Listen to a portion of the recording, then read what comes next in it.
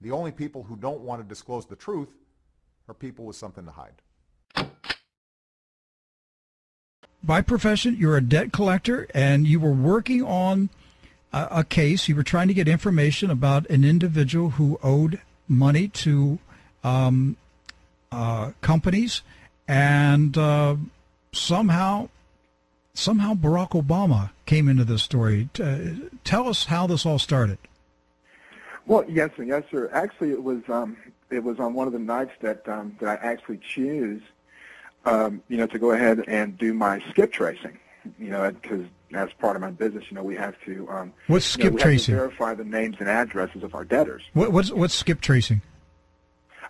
Skip tracing is a means by which we actually ascertain the location, names, addresses, verify Social Security numbers, verify previous addresses, verify friends, relatives, of the individuals that that we're actually skip tracing, for the debt. Okay. So the first process is to make sure that the person you are zeroing in on is the actual debtor that you want. Yes, sir. Absolutely. Okay.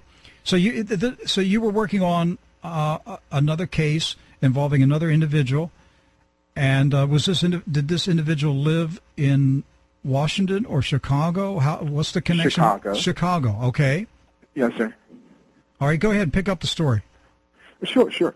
And so what I was doing was, obviously, when I couldn't find a relative, new phone number or current phone number, for the individual, then you start backtracing, and so you start, through the software, you start hitting the database that has information for their addresses, their phone numbers, their relatives, the associates of the same address, so forth and so on, and then all of their information, is compiled and then it's pulled. We call it, pulling the data. Mm-hmm. And so when I was pulling this data off of Everett Avenue, there in Chicago, lo and behold, Michelle Obama's name pops up.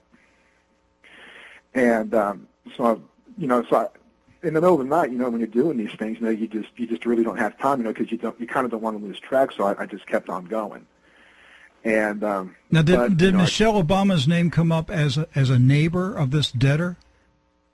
Yes, sir. Okay. Yes, sir. Back in the 90s, back in the 1990s. All right. And so anyway, so as I was finished, I clicked back, just out of curiosity, I clicked on her name, and then obviously Barack Obama pulled up. And then his alias pulled up as well, that was attached to his Social Security number. What do you mean, his alias? Yes, sir. When individuals apply for anything, or sign a form, sign an application, whatever pretty much they use a name, it's associated with that address and that Social Security number. Mm-hmm. And apparently at one time, as of 2009, actually as of November 2009, the alias Bonell Harrison J, or Harrison J. Bonell, was actually used with Barack Obama's Social Security number and his address of 5046 South Greenwood Avenue, Chicago, Illinois, 60615. Harrison J. Burnell? Bonell, B-O-U-N-E-L. B-O-N? B-O-U-N-E-L. Harrison J. Bonell. Or the alias Harrison J. Bonell. I've never heard this. I thought you were going to say Barry Soetoro. No, sir. Actually, I looked up Barry Soetoro, and I couldn't find it. It doesn't exist anymore. Okay, and what's the street address again? 5046 South Greenwood Avenue, Chicago, Illinois, 60615. And actually, at the time, I didn't even know what his home address was. So all this to me was like, hitting me, just like a brick wall. I didn't even know. This is new to me. I have never heard the name Harrison J. Bonell.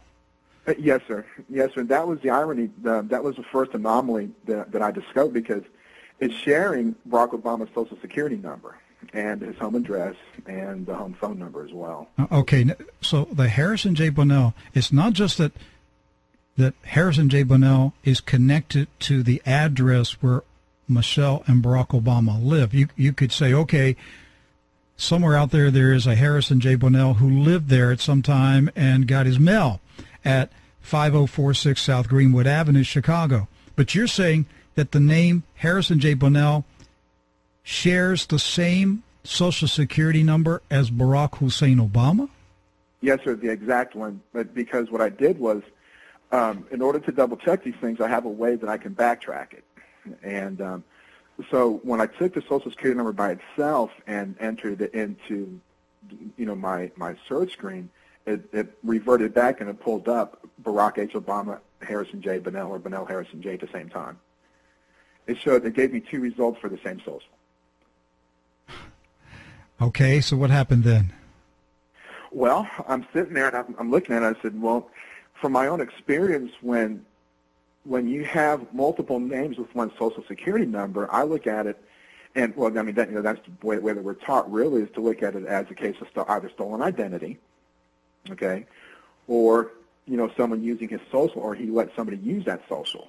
Okay, that's what I was looking at. Actually, I look at it from the standpoint of proving proving the anomaly.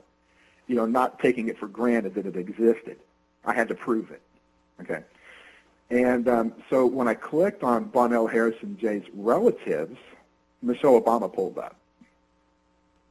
Oh, boy. Her name pulled up as a relative of Bonell Harrison J. And it showed up with her social, her spouse's, her cell phone numbers, and the address, 5046 South Greenwood, as of October 2010. So when that happens, that tells me one thing, okay, that whoever this Bonell Harrison J person is, or Harrison J. Bonell, when they associated themselves with Michelle Obama and the 5046 South Greenwood Avenue address. So I clicked on the home address. I clicked on the 5046 South Greenwood. And when I pulled up that information, it showed me two separate owners of the house, not the Obamas. The only people who don't want to disclose the truth are people with something to hide.